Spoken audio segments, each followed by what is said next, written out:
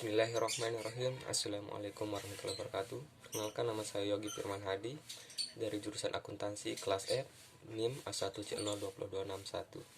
Dan kali ini akan membahas tentang tugas agama Islam, yaitu syariah dan ruang lingkupnya, yang dimana akan membahas tentang wudhu dan sholat, yaitu syaratnya, rukun, dan hal-hal yang membatalkannya.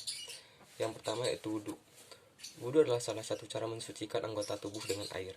Seorang muslim diwajibkan bersuci setiap akan melaksanakan sholat. Yang pertama, syarat wudhu. Syarat wudhu menurut Hanafi. Yang pertama, Islam, hadas sudah sampai waktu sholat, menggunakan air suci lagi mensucikan, berakal, jumlah air yang disediakan tidak wajib digunakan, disarankan tayamum. Bagi orang yang wudhu, sah wudhunya sebelum masuk ke waktu sholat. Bagi perempuan, istihadah wajib wudhu apabila ingin sholat. Maliki, yaitu memiliki hadas, sudah mampu waktu sholat, menggunakan air suci lagi mensucikan, jumlah air sedikit tidak wajib digunakan, disarankan tayamum. Bagi orang yang uzur, sah wudhunya sebelum dan sesudah masuk waktu sholat. Bagi perempuan, istihadah wajib wudhu apabila ingin sholat. Dan secara keseluruhan, hampir 4 mazhab ini semua syaratnya hampir sama. Seperti Syafi'i selanjutnya, Islam memiliki hadas, sudah masuk waktu sholat, menggunakan air suci dan sucikan, jumlah air sedikit wajib digunakan sampai habis. Jika tidak cukup, bisa dilanjutkan dengan tayamum. Bagi orang yang uzur, sah wudhunya sebelum masuk waktu sholat. Bagi perempuan, istihadah wajib wudhu jika ingin sholat. Kemudian rukun wudhu. Hanafiyah, membasuh wajah dari awal rambut yang berbatasan dengan dahi hingga bagian bawah dagu. Kemudian yang kedua, membasuh tangan dari ujung jari tangan hingga siku. Kemudian membasuh kaki, yaitu batasnya mata kaki hingga bagian bawah kaki. Kemudian membasuh kepala, yaitu membasuh bagian seperempat kepala. Kemudian mazhab Maliki, yang pertama niat, kemudian membasuh wajah, sama dengan Hanafiyah. Membasuh tangan dari ujung jari hingga siku. Kemudian membasuh rambut kepala dari batasan rambut dengan dahi sampai ke bagian ke belakang kepala. Kemudian membasuh kedua kaki. Dan kemudian muawalah. Muawalah yang dimaksud di sini adalah bergegas mengusap bagian wudhu lainnya agar bagian wudhu yang telah dibasuh tidak kering. Kemudian menggosok bagian wudhu dan mengalirkan air ke gotong wudhu, atau disebut dengan adal. Kemudian mazhab Syafi'iyah, yang pertama niat, kemudian membasuh wajah. Membasuh wajah di sini sama seperti Hanafiyah, hanya saja mereka mewajibkan untuk membasuh bagian bawah dahi termasuk jenggot. Jika jenggotnya lebat, maka disunahkan untuk menggosok sampai bagian dalamnya. Yang kemudian Hambali, mazhab Hambali, yaitu membasuh wajah. Adapun niat hendak menjadikannya sebagai syarat wudhu, bukan rukun wudhu. Kemudian selanjutnya membasuh kedua tangan, mengusap seluruh bagian rambut kepala, termasuk membasuh telinga. Namun jika rambutnya panjang melebihi batas kepala, maka tidak wajib membasuh rambut yang melebihi batas kepala. Kemudian membasuh kaki, tertib melakukan rangkaian wudhu dan berurutan muawalah. Untuk lebih lengkapnya bisa dilihat di slide PPT yang saya tampilkan. Kemudian selanjutnya yaitu hal-hal yang membatalkan sholat menurut 4 mazhab. Yang pertama yaitu mazhab Syafi'i. Hal-hal yang membatalkannya adalah keluar salah satu dari kubul, penis atau dubur, anus. Yang dimaksud sini adalah baik yang bisa keluar seperti kencing dan berak, atau yang jarang terjadi seperti darah atau nanah batu. Kemudian tidur yang tidak tetap, lagi pantat di tanah atau lantai. Yang di sini yang dimaksud adalah tidur yang dimaksudkan adalah tidur dengan yakin. Kalau ragu-ragu maka tidak batal wudhunya. Kemudian hilang akal atau kesadaran karena mabuk, sakit, gila, hitam atau lainnya. Ini berdasarkan kias analog atau tidur, yaitu kias sekolah lebih utama. Kemudian selanjutnya bersentuhan kulit tanpa ada penghalang antara laki-laki dan perempuan yang bukan mahramnya, walaupun istrinya sekalipun.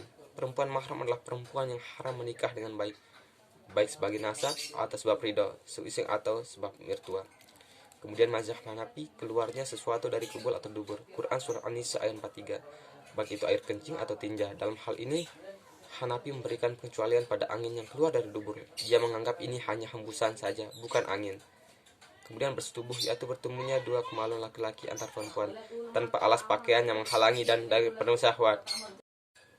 Kemudian selanjutnya yaitu tidur berbaring dan bersandar. Menurut Imam Hanafi, tidur yang membatalkan wudhu adalah tidur yang tidak merapatkan pantat ke tempat duduk atau lantai, tidur dalam posisi miring, bersandar atau tengkurap.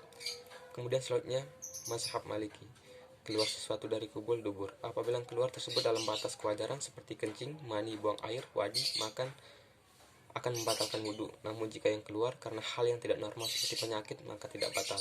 Kemudian menyentuh perempuan. Di sini ada 3 syarat sentuhan yang membatalkan wudhu, yaitu yang menyentuh sudah balik, yang disentuh menimbulkan syahwat, kemudian yang menyentuh berniat menyentuh untuk memuaskan nafsunya.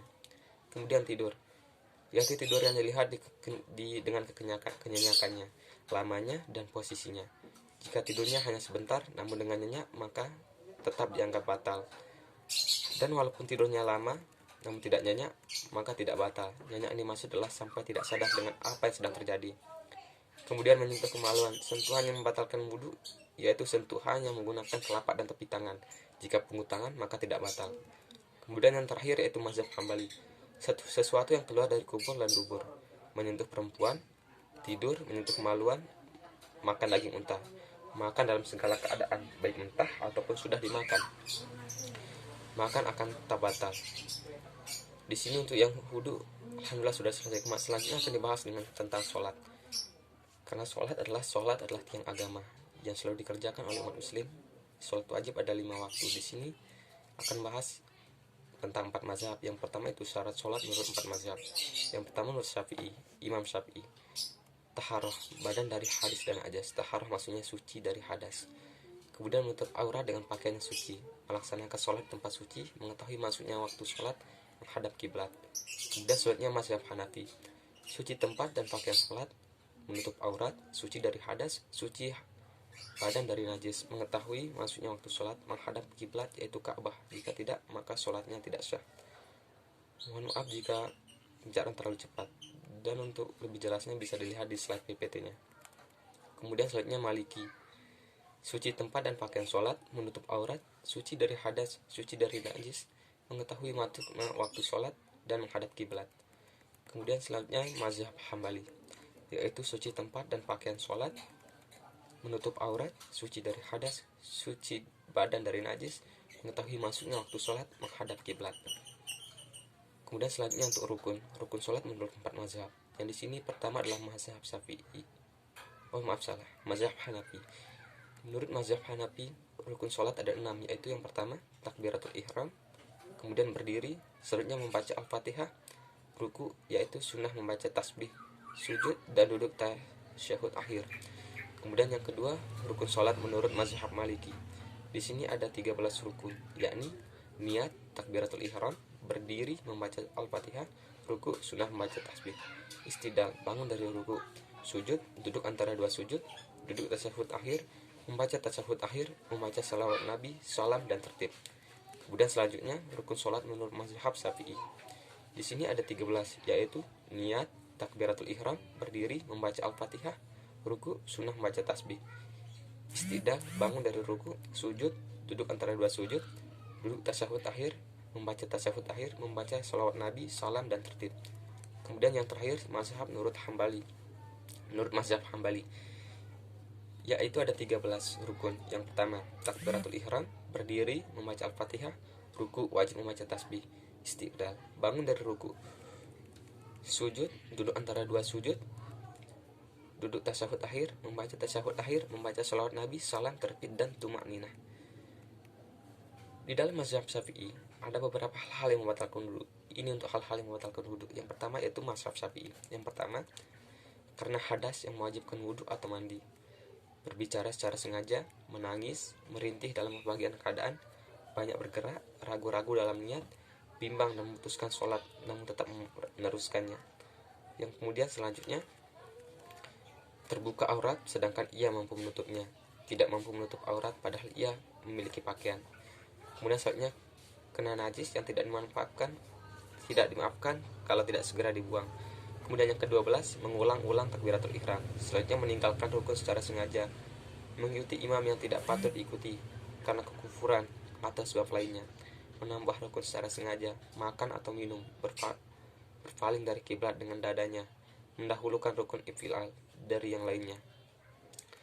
Kemudian selanjutnya menurut mazhab Maliki, hal-hal yang membatalkannya adalah meninggalkan salah satu rukun dengan sengaja, menambah rukun dengan sengaja, menambah tasyahud bukan pada tempatnya, tertawa terbahak-bahak, makan dan minum dengan sengaja, berbicara dengan sengaja, menutup aurat dengan secara sengaja, menutup dengan mulut secara sengaja, meniup. Kemudian muntah dengan sengaja. Selanjutnya terjadi sesuatu yang membatalkan wudhu. Selanjutnya terbuka aurat, terkena najis, banyak bergerak, menambah rakaat, sujud dalam salam. Kemudian terakhir yaitu meninggalkan 3 sunnah dari sunnah-sunnah sholat karena lupa serta tidak melakukan sujud syahwi. Kemudian yang ketiga yaitu mazhab Hambali.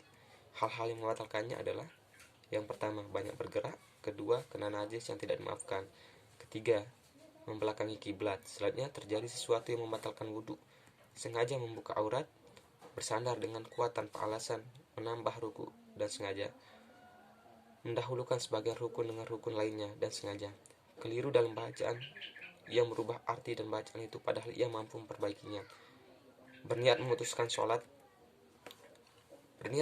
sholat atau bimbang dalam hal itu, ragu-ragu dalam takbiratul ihram, tertawa terbahak-bahak, berbicara baik sengaja atau tidak, maupun memberi salam dengan sengaja mendahului imam, makan atau minum berdahan tanpa alasan, meniup dengan meliuk mulut jika keluar secara minimal atau 2 huruf, menangis bukan karena takut kepada Allah. Dan yang terakhir yaitu mazhab Hanafi.